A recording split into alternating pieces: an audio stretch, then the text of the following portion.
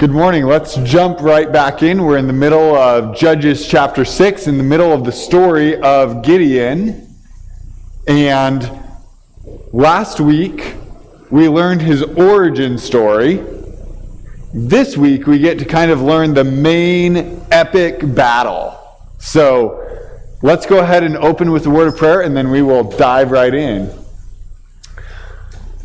God, thank you for your goodness to us. Thank you for allowing us to get back together and fellowship this morning and hear from your word. I pray that it would just be a time of worship and a time where we can draw closer to you as we learn more about you and what you've done through history. And just help us to be encouraged by the story of Gideon, that even when life can seem pretty fearful, your strength is bigger than any enemies that we may face or any trials that we may face in our life. I pray this in Jesus' name. Amen. All right, pop quiz time. And this may become a new normal with me, so you may want to study up a little bit before. So, what happened? What did Gideon do last week? I know a couple of you weren't here, so I won't fault you for not knowing, but you can read maybe the first part of Judges 6-ish, first 30 verses or so. What has happened so far to bring everybody up to speed? What's happened so far in the story of Gideon?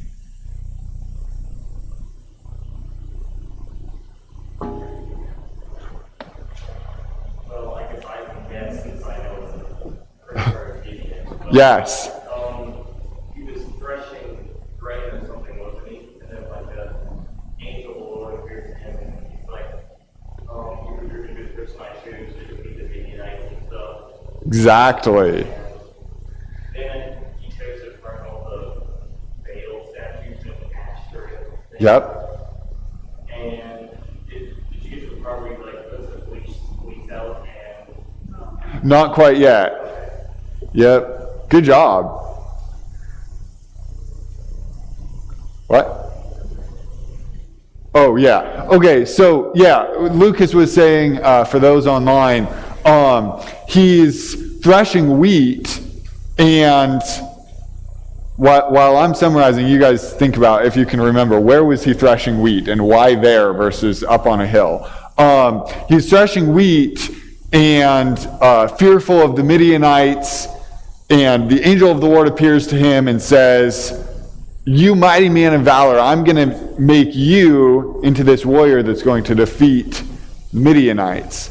And he goes home. The first job that God has for him is to tear down his dad's kind of backyard idols of Baal and Ashtoreth. And he does that with the help of some servants. But who can tell me for 10,000 bonus points? I guess I should start bringing candy or something.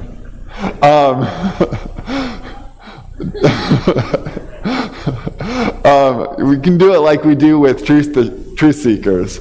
But I know. Where was Gideon when he was being? But I might do more than just last week. I might summarize several weeks, so you'd have to have your memory chips in. Where was Gideon when he was threshing the wheat? Yes, Demetrius. He was, and you weren't even there last week. Awesome. Exactly. Yep. Usually when you thresh the grain, you want the wind to blow the chaff. So you go up on a hill. Yeah. He was doing it in a light press. It must have been incredibly difficult because he didn't want to be seen. So when the Lord came to him and said, "Great warrior that God has chosen you," he's like, "What are you talking about? I'm hiding life here." Right. In fact, the angel of the Lord is probably standing over the edge of the wine press going, "You brave warrior." Yeah, good. Exactly. Okay, and we will pick up the story.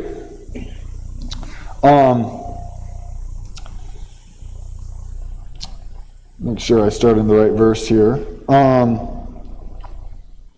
So we're going to be picking up the story in verse 33, and pretty much, I'm going to read through it a little bit. Does it sound okay back there? I'm getting a lot of feedback up here.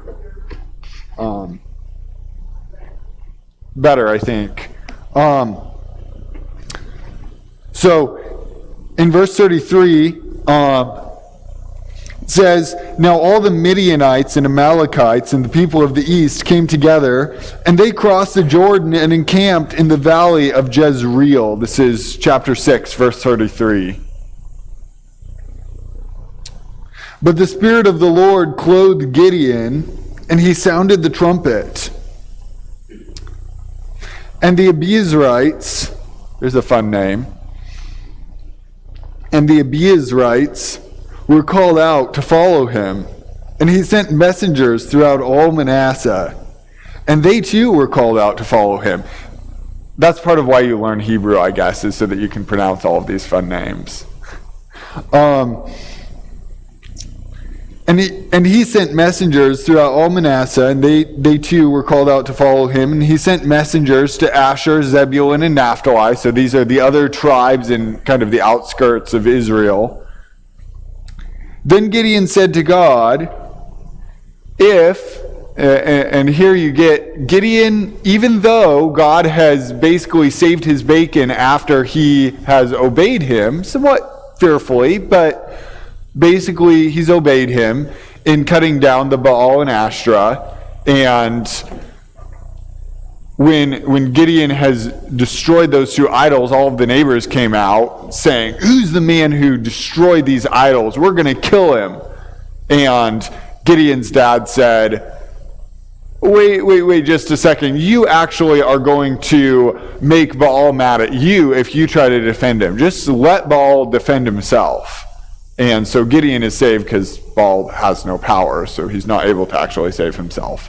But now, Gideon, even though he's seen God's power in that moment, he's still fearful. So he's about to make a deal with God, which happens a lot in the Bible. Not the wisest choice in the world, but it works out okay here. Verse 36, Gideon said to God, "If you will save Israel by my hand, as you have said, behold, I am laying a fleece of wool on the threshing floor. If there is dew on the fleece alone, and it is dry on all the ground, then I shall know that you will save Israel by my hand, as you have said." So, I'm not sure I trust the angel. I'm not sure I trust the visions. But if the fleece is dry and the ground is wet, then I will trust you.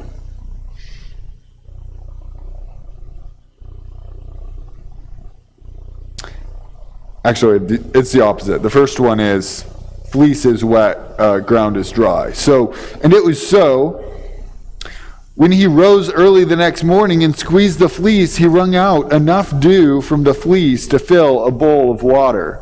It's quite a bit of water. Then Gideon said to God, tisk tisk, this sign was not enough.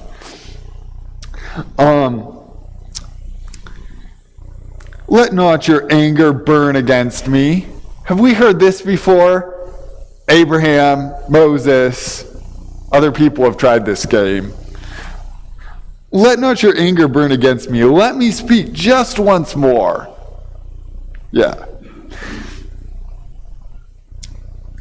Please let me test out just once more with a fleece, just in case this was like a weird fluke of nature that's never happened before in the history of the world. We got to test again. He would make a great scientist. Not so good as a obedient prophet of the Lord. Please let me test just once more with a fleece. Please let it be dry on the fleece only, and on all the ground let there be dew. And God did so that night. And it was dry on the fleece only, and on all the ground there was dew. Then Jerubbaal, that's the name he got in the middle of chapter 6, after destroying the altar of Baal, that is Gideon. So this is kind of his altar name. And all the people who were with him rose early and encamped beside the spring of Harod, and the camp of Midian was north of them by the hill of Moreh in the valley.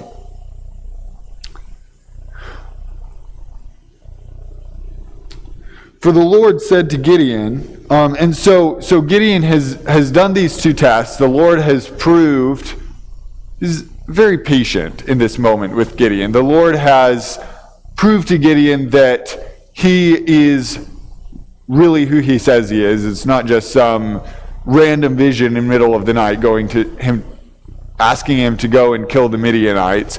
God really is verifying for Gideon. So the fleece was wet and the ground was dry, and then second time the ground was wet and the fleece was dry. And now, as we begin chapter 7, we see the setup for the battle that Gideon is going to do. So it's kind of giving you this background information of where Gideon is going, where the Midianites are. Verse 2, the Lord said to Gideon, the people with you are too many for me to give the Midianites into their hands. Now, I think there's an interesting parallelism here that you're going to start to notice.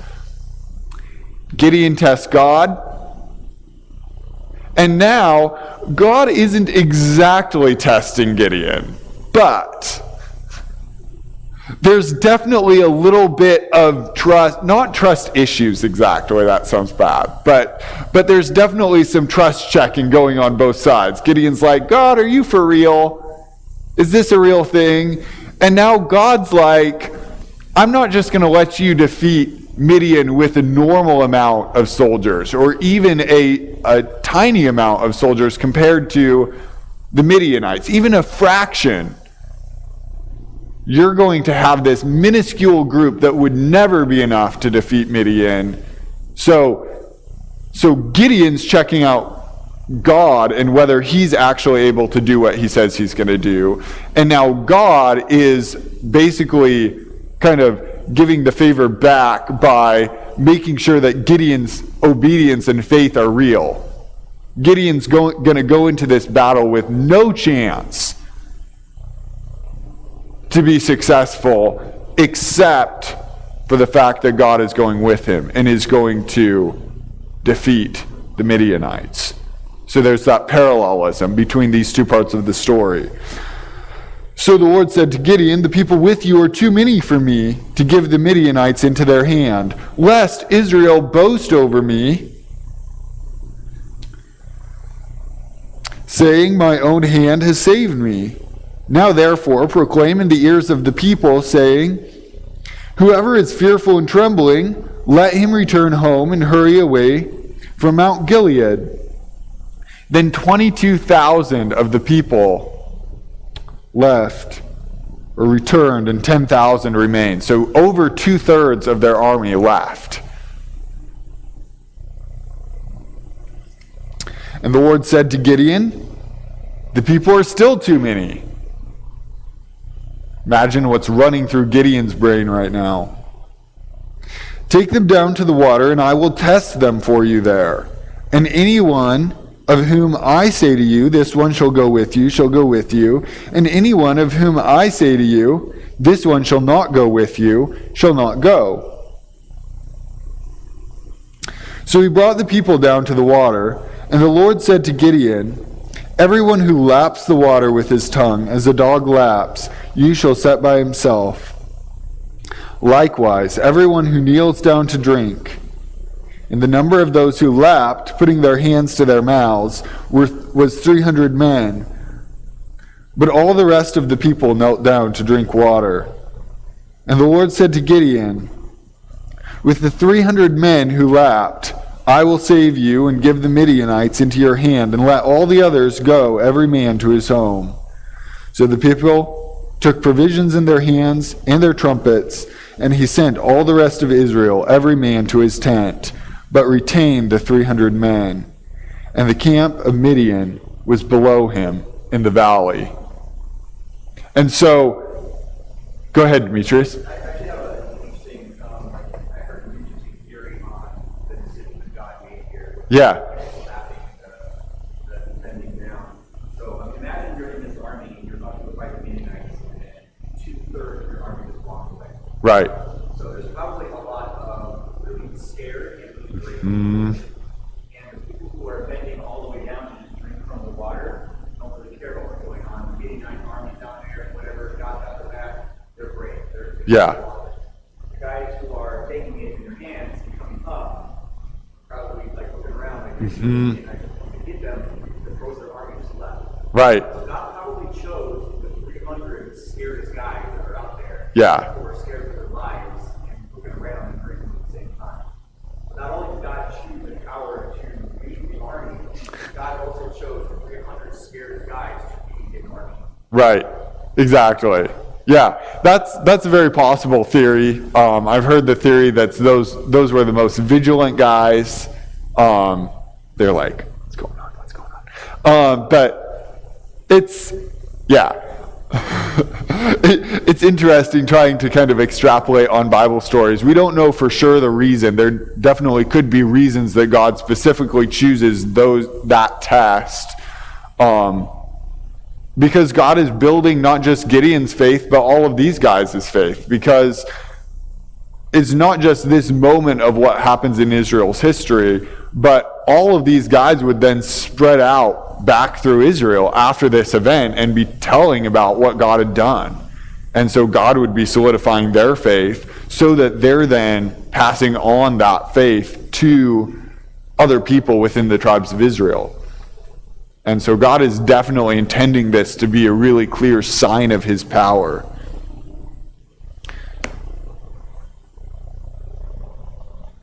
That same night, the Lord said to Gideon, "Arise and go down against the camp, for I have given it into your hand." There's not much time going on between these events. It's God's told Gideon, and probably within the week, these signs have happened, and now God is sending him down to attack Midian. "But if you are afraid to go down to the camp with Purah, your servant," probably one of the servants that helped him tear down the altar of Baal earlier in chapter 6, "and ye shall hear what they say, and afterwards your hand shall be strengthened to go down against the camp." Then he went down with Purah his servant to the outposts of the armed men who were in the camp. And the Midianites and the Amalekites and all the people of the east lay along the valley like locusts in abundance. Now, not too many of us have seen locusts live because they don't really live in this part of the world. But how many of you have watched like a nature documentary and seen locusts, or seen in the news maybe, seen video shots of locusts in abundance? There can be billions upon billions of locusts that will just swarm through an area, sometimes whole countries, and just eat everything that's living, every plant. They'll eat it all. And so they're giving this picture that would have been super familiar to the Israelites of how numerous, is also uses the idea of being like the sand of the seashore. They're beyond count. You could look at the vast hordes, but not be able to see, even fully imagine how many people there are. And so even the 30,000 would have looked small against these hordes of invading armies. Certainly the 300, there would have been an unnoticeable spot compared to this massive army.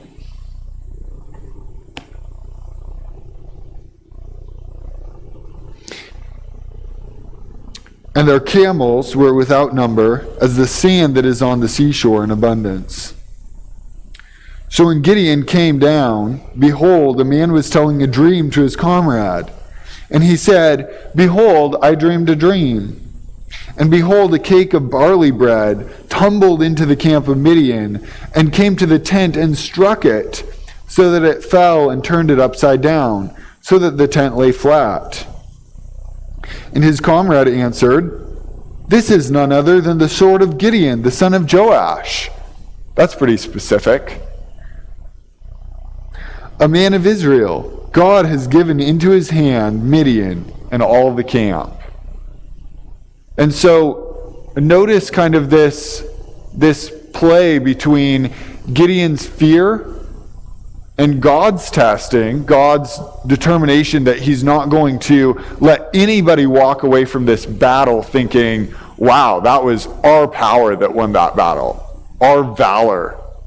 Everybody's going to have to say it's God. And yet, even as God has just stripped down this army to just 300 people, even in that moment, God is now giving Gideon a really clear sign of his power, because he's been named by name by a Midianite soldier who's never met him, that he's going to be the tool that God uses to destroy this army.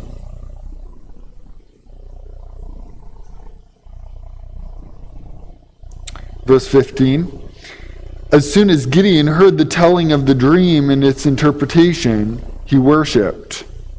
And he returned to the camp of Israel and said, 'Arise, for the Lord has given the host of Midian into your hand.'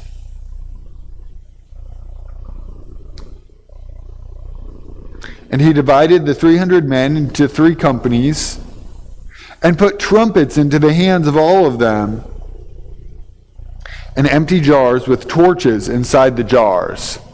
That sounds like a brilliant battle strategy. You're about to go into this horde of probably hundreds of thousands of troops, armed with clay jars, trumpets, and torches. Very lethal weapons. So, why do you guys think, what's the purpose of the trumpets and the jars and the torches? What do they all have in common? Why do you think God is having Gideon arm his men with these things rather than swords and spears? It did. Why did they want to make a lot of noise? Exactly. From a tactical standpoint, if during battle when you have a trumpet or you have a torch, you're not holding a sword or you're not holding a shield. Right. It's very bad. Right. So in combat, especially if it was to be a night combat, you would only have one torch per so many dozen soldiers. Right. So if the Midianites saw this many people with trumpets and with torches, they understood as an organized professional army that there were dozens. Yeah, probably hundreds. Behind those torches. Exactly. And they didn't understand that nobody had. Right. So they thought a giant army had surrounded them. Yeah. Yeah, you're exactly right. And yeah, probably hundreds of soldiers per. For a night raid, you would have basically the guy with the trumpet. I mean, like we read about in more modern battles from 100 years ago or so, you would have a trumpeter that would kind of sound the call to battle. They organized the movements of Exactly. they know exactly when Yeah. Yeah. And so the Midianites' assumption would have been that there were thousands of Israelites that were about to attack them, and probably partially obviously there's multiple levels to this battle. On the one hand, we can kind of understand the strategy of it. On the other hand, we know that it was God, because there's once we get later on in the chapter, it explains God was the one that defeated the Midianites. And you do see, there's kind of this contrasting where God does use a specific strategy on the part of the Israelites to defeat the Midianites, but ultimately it was God's power that defeated the Midianites. So, because this wasn't a strategy that you could usually replicate, but because God made the Midianites confused, and likely the multinational, multi-ethnic kind of composite nature of the Midianite army, you notice it's not just Midianites, it's Midianites and Amalekites and a bunch of other people groups as well, led to people didn't know who was on their side and who was on the other side. It's not like everybody was wearing uniforms. And so they're going in the night just hacking and chopping, and they don't know whether they're attacking their own people or somebody else, and so they all just come and start attacking each other. So, as verse 15, as soon as Gideon, verse 17, so he's just armed his men with trumpets and jars and torches. And he said to them, "Look at me, and do likewise. When I come to the outskirts of the camp, do as I do. When I blow the trumpet, I and all who are with me will blow the trumpets also on every side of the camp and shout, 'For the Lord and for Gideon.'"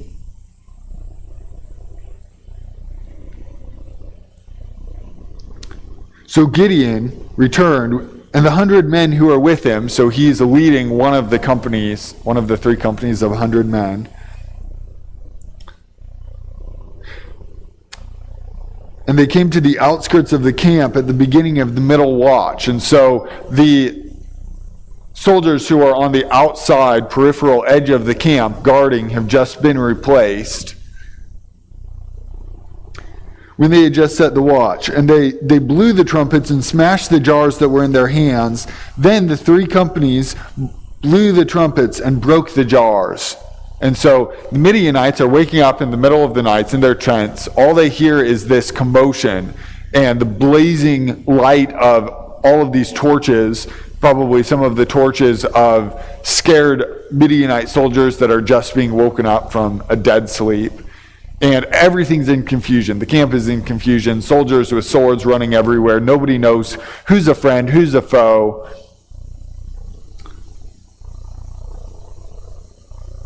The 3 companies blew the trumpets and broke the jars. They held in their left hands the torches and in their right hands the trumpets to blow. And they cried out, "A sword for the Lord and for Gideon." Every man stood in his place about the camp, and all the army ran. And so the Israelites are just standing, holding their torch, blowing their trumpet around the edge of the camp. And the Midianites are the ones all running around, panicked, crazy, hacking and chopping at each other.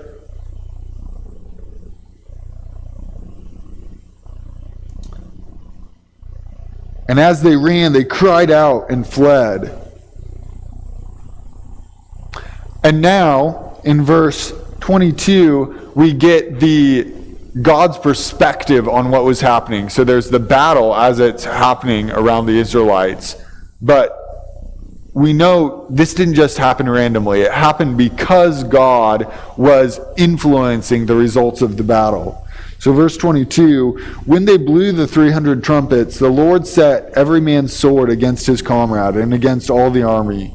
And the army fled as far as Beth Shittah, towards Zerah, as far as the border of Abel Meholah by Tabath.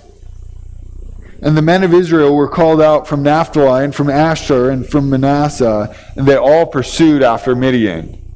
So God intentionally set out to destroy the Midians because they had been this evil, idolatrous group that was harassing Israel. And so God, in his mercy to Israel, even though Israel had still been involved in sin, there's really no indication in this story that Israel repented. Notice Gideon's neighbor's response when he cuts down the Baal and the Ashtoreth. There's no repentance. They're still idolatrous. So think about how merciful God is to give the Israelites victory here, even though they really weren't repenting. They were calling out to God in fear and pain because they were being oppressed. But God is kind to them here. They didn't deserve to have the Midianites be defeated. They didn't deserve to be released from this oppression. But God chose to give them victory because he wanted to show them his power. And so he goes out of his way to make sure that when they defeat the Midianites, it's clear that it wasn't Israel's strength. It wasn't their guerrilla warfare tactics. It was God and his power. And so the author here makes really clear that the reason why the Midianites were defeated was because God set every man's sword against each other. It was God's doing, not Gideon's amazing battle strategy. And we see that multiple times throughout the Bible. The same thing happens, for example, with Joshua in the Battle of Jericho. It's not like just walking around city walls over and over and over does anything to really affect the outcome of the battle. It was God showing Israel, if you obey me in this small thing, I will defeat your enemies and give you victory so that you can see my power and have the freedom to worship me instead of being oppressed by idol worshipers. Verse 24, the last bit of the chapter, it's explaining what's happening as Gideon and these other tribes now are pursuing Midian across the Jordan. Gideon sent messengers throughout all the hill country of Ephraim, saying, "Come down against the Midianites and capture the waters against them, as far as Beth-barah, and also the Jordan." So all the men of Ephraim were called out. They captured the waters as far as Beth-barah and also the Jordan. And they captured the two princes of Midian, Oreb and Zeeb. They killed Oreb at the rock of Oreb, and they killed Zeeb at the winepress of Zeeb. Now you know where they got their names.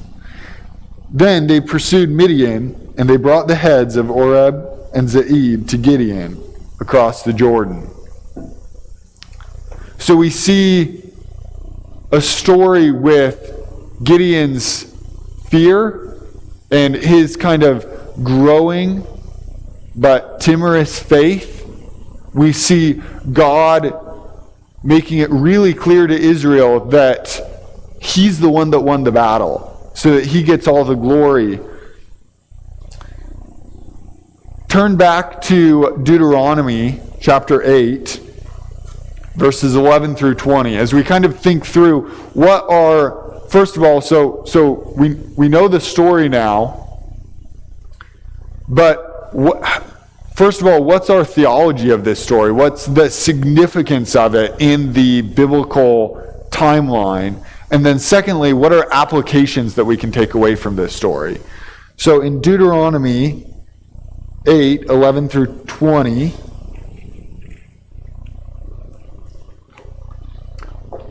one of these sections of the Bible that we just love to memorize and really dig into, right? God is giving the law a second time to the children of Israel, and he's seeking to encourage them to be faithful. And so he's giving them, and this even more we get later in 28 and 29 later on in the book, but God is reminding Israel, here's what's going to happen if you obey me. Here's what's going to happen if you disobey me. So he says in verse 11, "Take care lest you forget the Lord your God by not keeping his commandments and his rules and his statutes, which I command you today. Lest when you have eaten and are full and have built good houses and live in them, and when your herds and flocks multiply and your silver and gold is multiplied, and all that you have is multiplied, then your heart shall be lifted up, and you forget the Lord your God, who brought you out of the land of Egypt, out of the house of slavery, who led you through the great and terrifying wilderness, with its fiery serpents and scorpions and thirsty ground, where there is no water, who brought you water out of the flinty rock." It's a little bit of poetry there. Every rock is flinty. "Who fed you in the wilderness with manna that your fathers did not know, that he might humble you and test you, to do you good in the end. Beware lest you say in your heart, my power and the might of my hand have gotten me this wealth.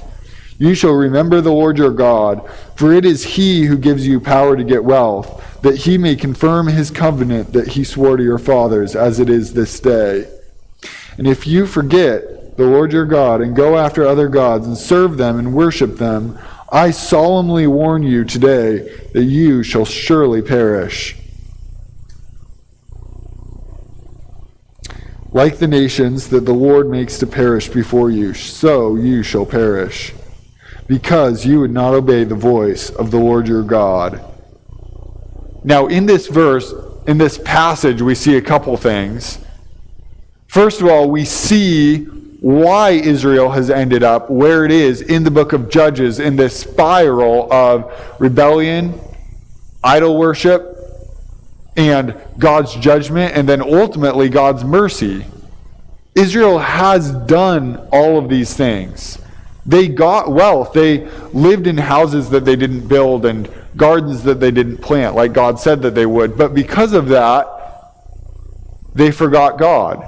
And so now, and we're seeing this cycle throughout the book of Judges, they're finding that as they forget God and rebel against him and start worshiping the idols and gods of the people, that the cultures that surround them, God is punishing them. He's allowing people like the Midianites to oppress them for a period of years so that they see what life is like when they disobey God. But God in his mercy is also seeking to show them his power and his mercy, the fact that he, even though they don't deserve his kindness, he's still going to be kind to them and destroy their oppressors. And so we see this tension between God giving them the punishment that they deserve, and yet also when they cry out, even not in repentance, they're just crying out in pain, God is giving them relief from that pain for a period of years, maybe to a few decades, before they have to be oppressed again. And so we're seeing this cycle. Beyond that, we see God is warning them, beware lest your own victory and wealth make you say, I did all of this. This was my doing, not God's. And instead of having an attitude of gratefulness to God and worship of God, having an attitude of pride and greed. And so one of the takeaways, I think, from this passage is reflect on, and let's talk about for a second, what are the character traits of God that we see in this story about Gideon? And even reaching back to last week, or if you've read chapter 8, from the life of Gideon as we look at it as a whole, what do we see about the character of God? And how do we apply that knowledge into our own life? He is patient, yes.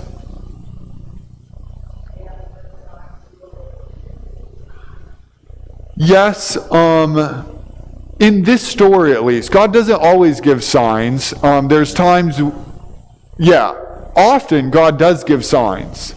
You see times in, for example, in the Gospels, people are asking Jesus for a sign, and he says, the only sign I'm going to give you is the sign of Jonah, who was in the belly of the whale for 3 days and 3 nights, and then was still allowed to be alive.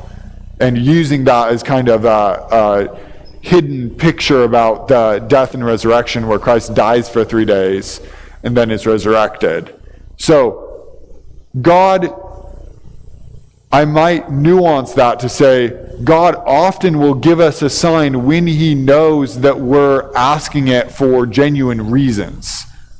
If you're just asking because you want to mock God, he's probably not going to give you a sign. Sometimes he does, but God knows Gideon's heart, that even though he's fearful and he's not necessarily the most ready, bold leader for Israel, ultimately Gideon does obey. Even though he asks for sign after sign after sign, he obeys. And like we talked about last week, there's close parallels between the story of Moses and the story of Gideon. Moses also asked for multiple signs, and God gives it to him, because even though Moses is fearful, God knows that he's going to obey in the end. Same thing with Gideon.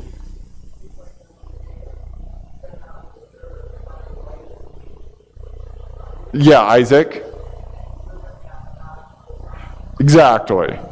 Yeah. So when we're coming from a proper attitude, a proper, not necessarily a bold faith from God, but some level of faith with God, which Gideon has, Isaac has, or Abraham as he's sending out the servant.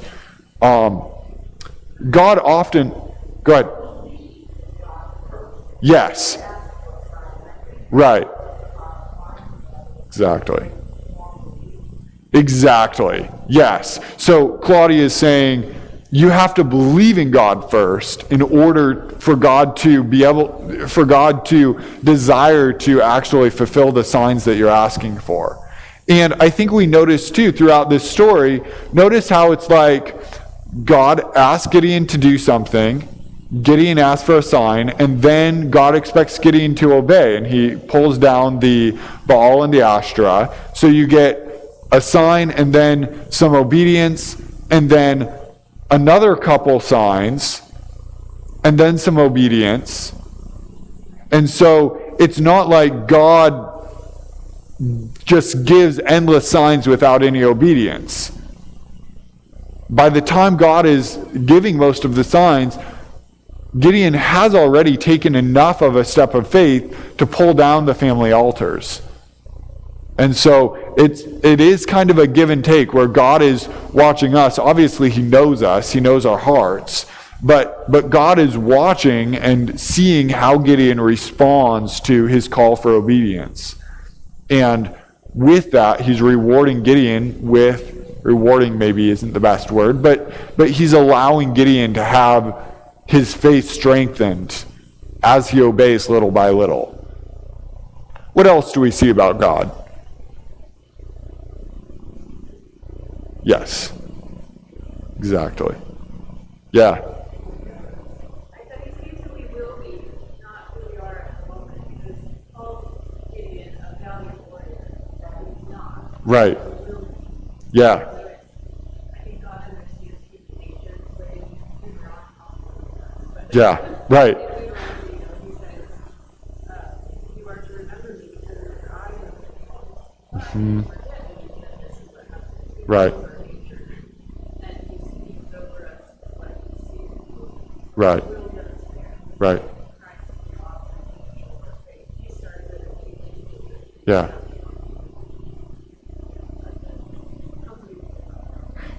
It's so comforting. And it's comforting on multiple levels because God sees us for who we are right now as broken sinners, and yet he still because he sees who we can be, not because of our own strength or our own amazing potential, but because he knows what he can make out of us. And that is such a powerful, amazing truth.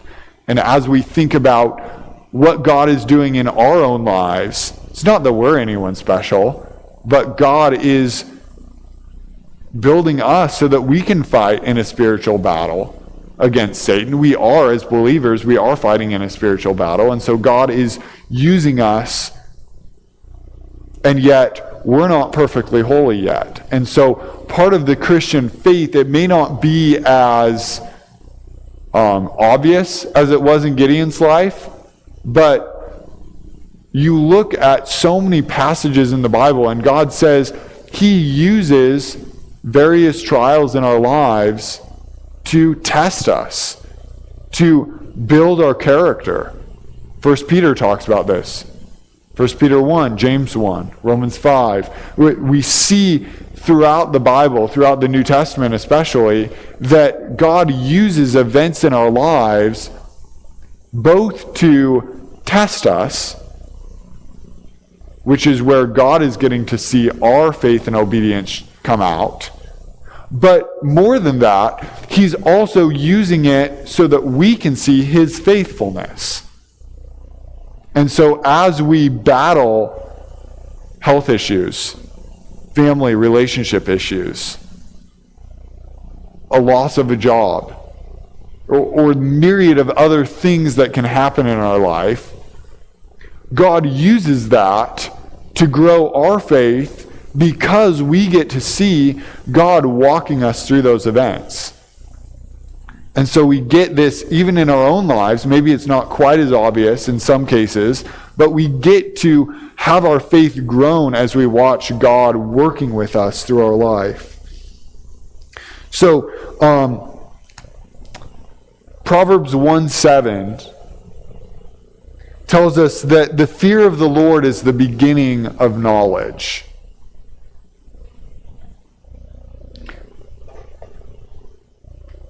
Proverbs 1:7. Look that verse up, and then let's take a second to think about that verse in light of what we know about Gideon. The fear of the Lord is the beginning of knowledge. What does that mean? That's question one.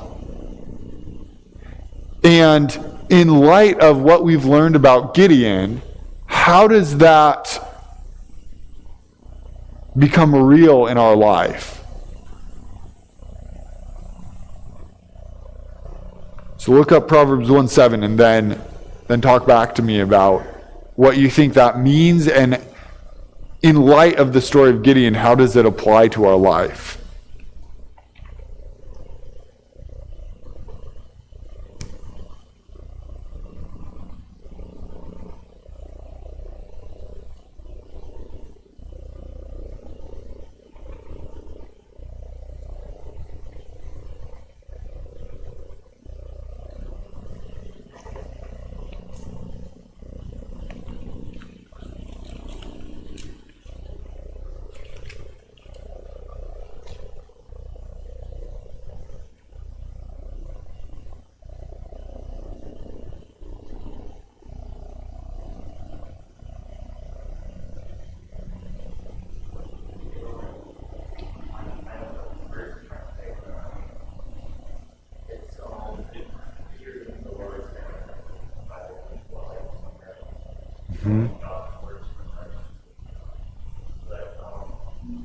So if you want to acknowledge that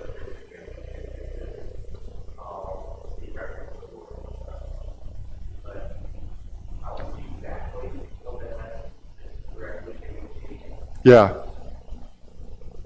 Well, so let me maybe ask the question in a different way. How did Gideon learn to fear the Lord? Did he fear the Lord?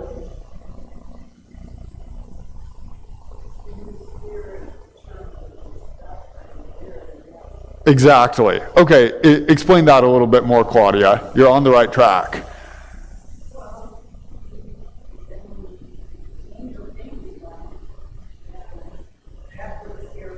Yeah.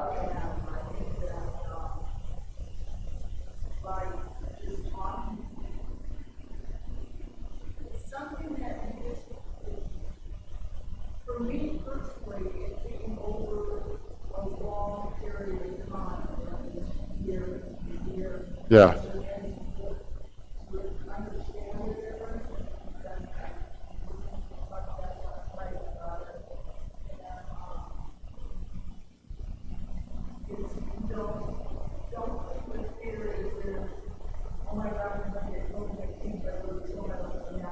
Mm-hmm. Right.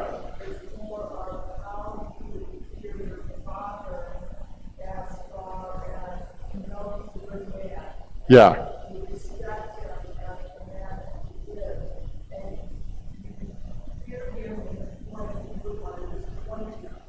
Exactly.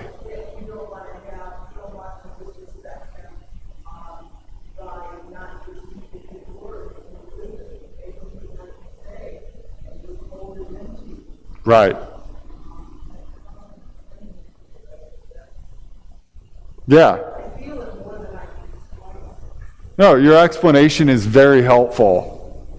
So I'm going to repeat for those online.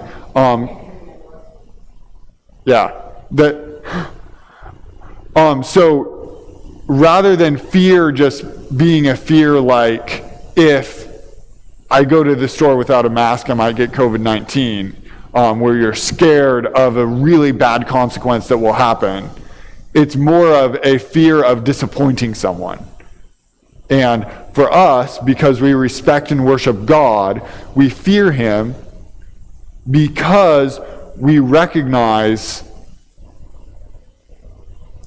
yes, he does judge people who disobey and rebel, and we see that in the Bible, but for us as believers, or for Gideon, or for mostly for the children of Israel who were seeking to follow God, which Gideon evidently was even before the angel shows up to him, the fear is wanting to respect and worship God, and so live in a right way. And so Gideon, he starts having probably more fear of the Midianites than he has a fear of God. He's not trying to disrupt the status quo. He's not going to go out of his way really to defend God's honor, even though there's idols that are an abomination to God sitting in his own backyard. Literally, yeah.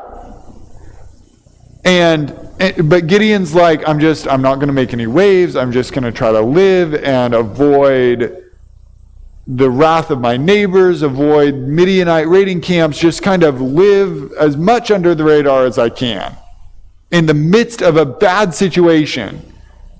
And I'm sure it's very likely Gideon is living in Israel acknowledging it's a bad situation.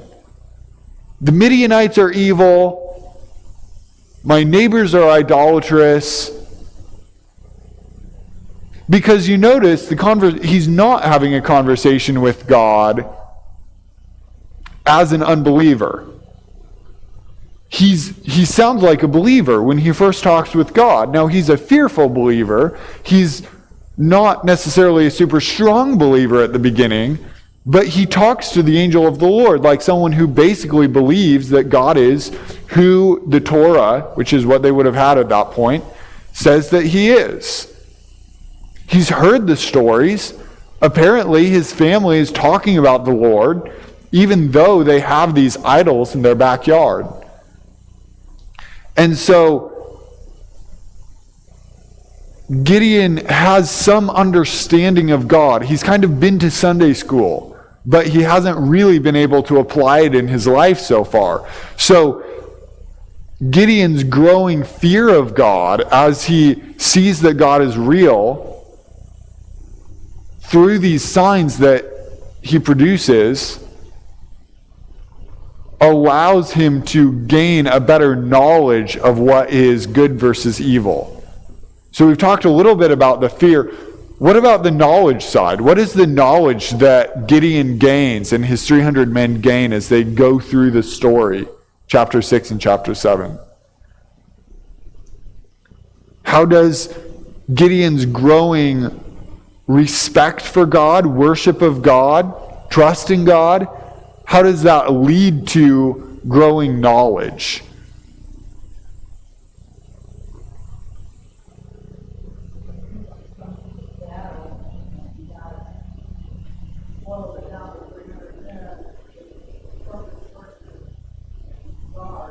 Yeah. Yeah. Yeah, I mean, for one thing, he certainly learned, I'm not going to win this battle on the strength of my guys. This has got to be God's doing.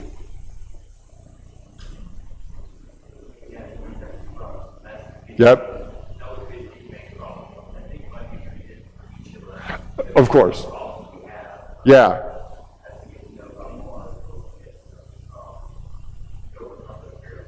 Yeah. So let's think about, in the last 4 or 5 minutes or so, what might be applications for us as we look at our own lives and the unique battles that we're fighting that probably don't look anything like Gideon's. How do we learn, first of all, the fear of God in our lives? And then what knowledge do we gain out of learning to fear God? What are examples of how we could apply these lessons in our own lives? The lessons being, first of all, truths about who God is, right? We talked about God's faithfulness, His mercy, that he gives Israel what they don't deserve, the victory over their enemies.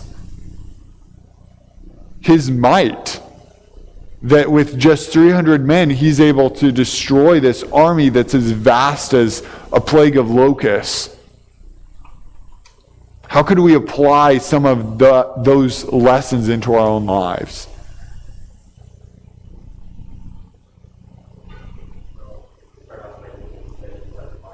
Yep. That's what Gideon did. He didn't do what God said, although wrath of our left, but he did do what God said. That's how he was going to trust, as the experiences he had through battle. Yeah. I think oftentimes, I know at least for myself, I mean, we have decisions that are weighing on our hearts that we have to make related to whatever happens to be going on in our lives, and we wish an angel would appear at our bedroom door or on the couch in front of us in the living room and say, Lucas, Aaron, Wanda, I have a message from God for you. And sadly, that doesn't really happen to most of us. God would drop a scroll right in front of us. Lucas, I want you to go to this college and get this degree. You're like, okay, God, awesome, I'll do that. That would be amazing. But God doesn't work that way. What he has given us is the Bible.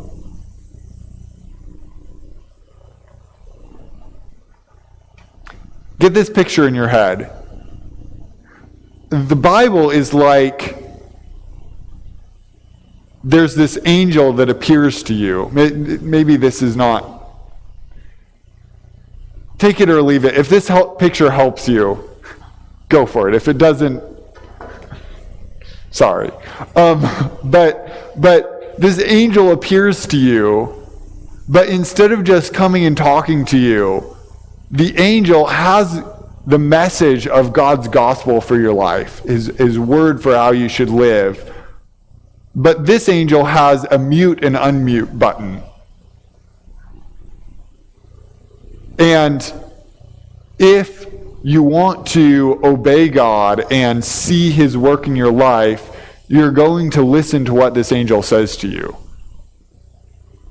But if you don't, you just press the mute button, take your Bible, put it behind you, and go live your life, completely ignoring the Bible, never reading the Bible, never touching the Bible, never talking about the Bible with anybody. And you just live your life like the world, ignoring the altars to Baal and Ashtoreth in your backyard, trying to, as best you can, ignore the armies of the enemy that are oppressing your people.